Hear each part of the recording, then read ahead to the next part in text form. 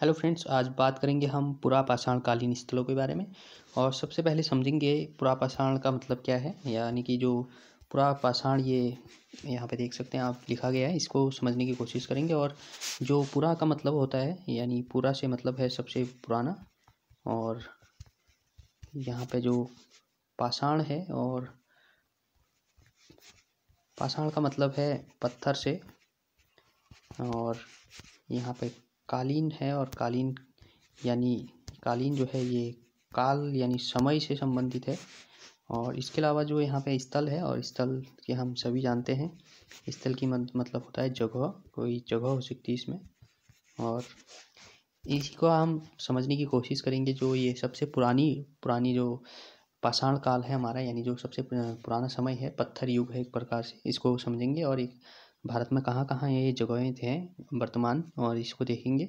और इसको हम भारत के मानचित्र के माध्यम से समझेंगे आज। और जो भारत का मानचित्र है, सबसे पहले हम इसमें दिशाएं देखें तो इसको, ये हमारा पूर्वी जो पूर्व दिशा है, ये पूर्व दिशा है, और ये पश्चिम दिशा है, और यहाँ उत्तर दिशा है, और यहाँ दक्षिण दिशा है।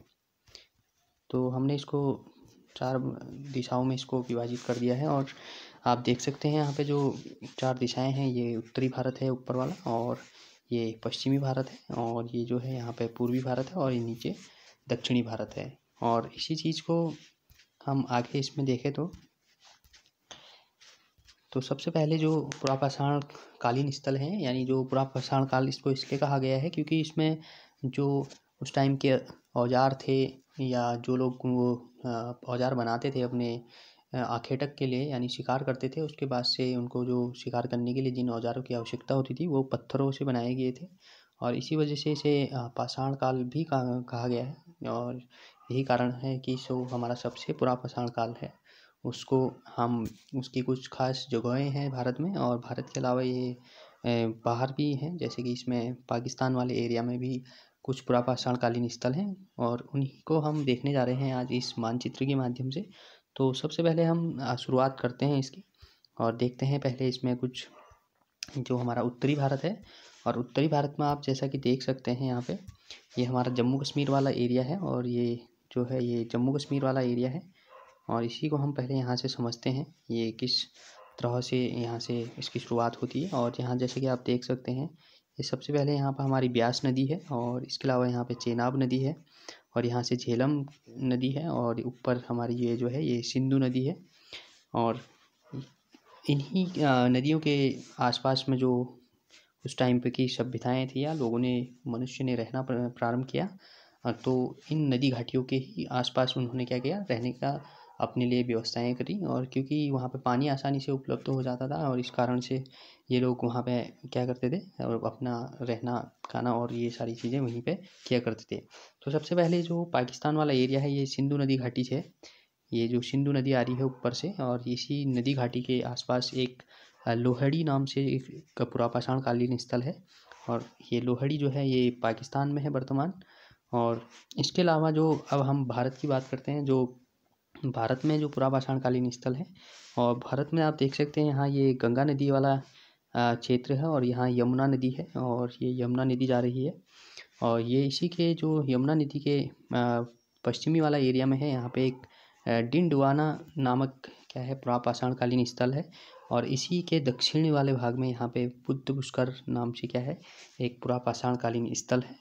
और इसके अलावा हम आगे जिस जो महत्वपूर्ण एक हमारा पुरापाषाण कालीन स्थल है, उसमें एक ये जो बेलन घाटी, यहाँ पर आप देख सकते हैं, यहाँ पे बेलन घाटी वाला एरिया है, ये बेलन घाटी वाला एरिया है। और इसी बेलन घाटी के जो पास में यहाँ पे इलाहाबाद आप देख सकते हैं। और जो इसमें सबसे महत्वपूर्ण स्थल जो है ये बेलन घाटी में, ये मिर्ज़ापुर आप देख सकते हैं, ये वर्तमान उत्तर प्रदेश में वाले एरिया में है। और ये जो मिर्ज़ापुर है, ये इसलिए हमारे लिए महत्वपूर्ण हो जाता है क्योंकि यहाँ से कुछ महत्वपूर्ण अवशेष, यानी कि जो चीज़ें मिली हुई हैं हमें, जो पुरापाषाण कालीन समय की।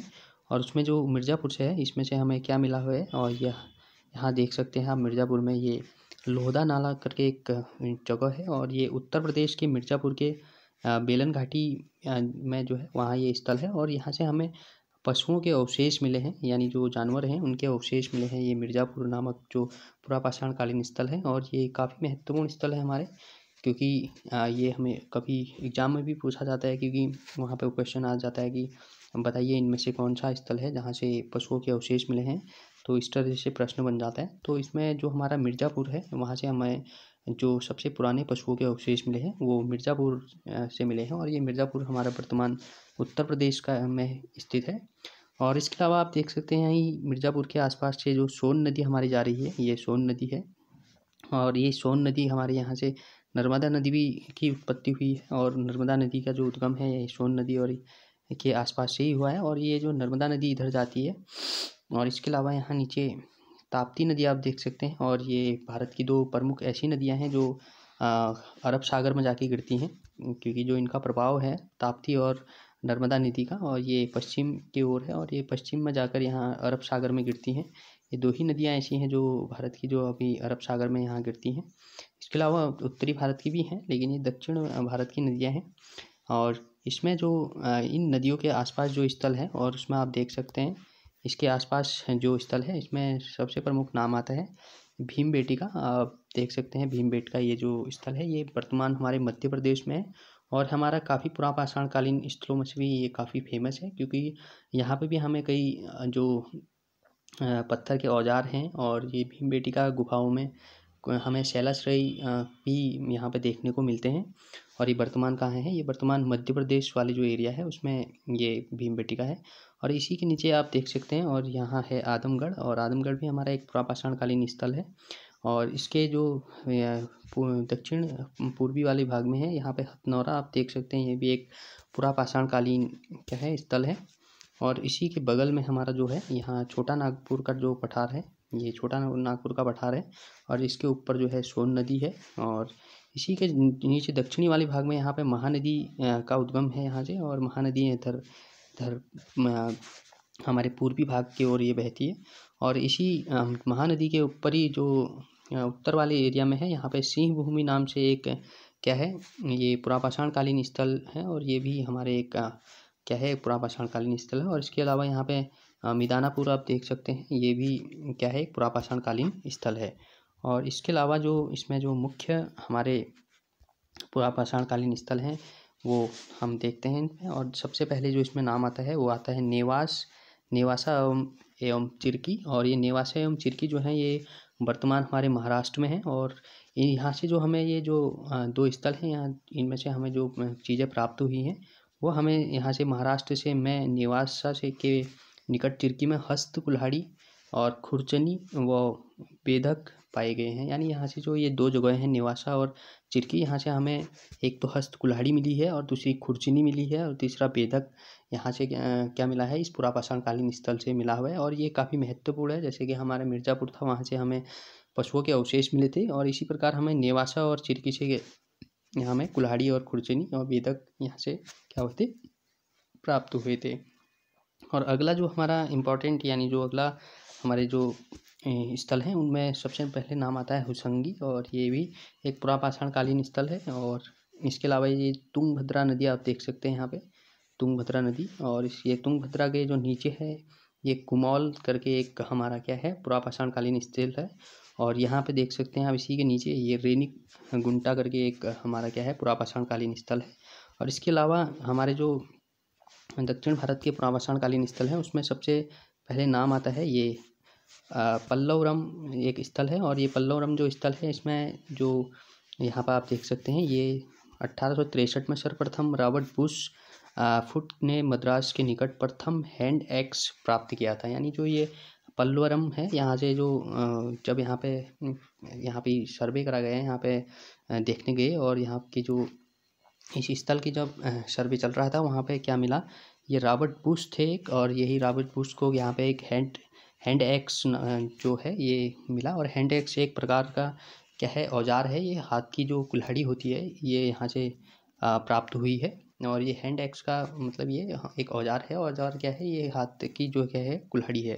तो ये हमें पल्लवरम से क्या हुआ है प्राप्त हुआ है।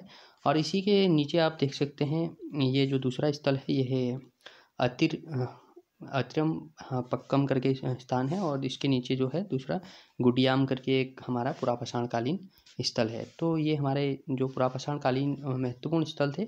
और इसमें जो एक नीचे आप देख सकते हैं यहाँ पे, और इसमें भारत में जो पुरापाषाण युगीन सभ्यता का विकास और प्लेस्टोसीन काल में हुआ था। मतलब ये प्लेस्टोसीन जो काल था इसको हिम युग के नाम से भी जाना जाता है, यानी जब पृथ्वी पर बर्फ़ ही बर्फ़ थी, ये उस समय इस सभ्यताओं का क्या हुआ है, विकास हुआ है। और इसी काल में पृथ्वी की सतह पर क्या हुई थी, पूरा पृथ्वी हमारे बर्फ़ से ढकी हुई थी।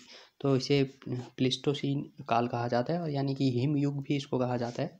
और यही हमारे क्या थे, भारत के महत्वपूर्ण जो थे हमारे पुरापाषाणकालीन स्थल थे। और इसके अलावा हम कुछ एक्स्ट्रा बात भी इस मानचित्र पर करेंगे। और एक्स्ट्रा बात ये है, आप इधर देख सकते हैं, ये हमारा अरब सागर वाला एरिया है। और यहाँ बांग्लादेश है, यहाँ बांग्लादेश के नीचे ठीक बंगाल की खाड़ी है, और नीचे हमारा ये दक्षिण भारत वाला एरिया है। और ये पूरा हमारा क्या है, समुद्र तटीय एरिया है। और ये पूरा यहाँ तक का हमारा जो है समुद्र तटीय एरिया है। और यहाँ पर बंगाल की खाड़ी है, और बंगाल की खाड़ी हमारे लिए काफ़ी महत्वपूर्ण है यहाँ से, क्योंकि जो हमारा मानसून है ये यहाँ से भी बंगाल की खाड़ी से भी उठता है, और अरब सागर से भी हमारा क्या है, मानसून आता है। और ये इसी वजह से क्या है, भारत एक मानसूनी प्रदेश है, और यहाँ पे क्या होता है, मानसूनी बारिश होती है। और यहाँ की जो कृषि है वो मानसूनी आधारित भी है। तो इसको हम आगे अच्छे तरीके से किसी अन्य टॉपिक में बात करेंगे इसके बारे में। तो हमने आज देखा कि जो पुरापाषाणकालीन स्थल थे वो कौन कौन से हैं, और उनमें इनकी क्या इंपॉर्टेंस है, और वो कहाँ कहाँ हैं। तो इन्हीं को देखा हमने इस मानचित्र के माध्यम से। तो अगर आपको ये अच्छा लगा हो और आपको समझ आया हो तो ज़रूर बताएं, कमेंट बॉक्स में कमेंट करें। और इसके अलावा इसको लाइक शेयर सब्सक्राइब ज़रूर करें। और अगला जो हम अगली वीडियो लाएंगे उसमें देखेंगे कोई इसके अलावा कोई अन्य टॉपिक पर बात करेंगे। और इस वीडियो को देखने के लिए thank you so much for watching this video. And next part में हम ज़रूर कुछ इससे अलग टॉपिक पे क्या करेंगे, बात करेंगे। So thank you so much for watching this video.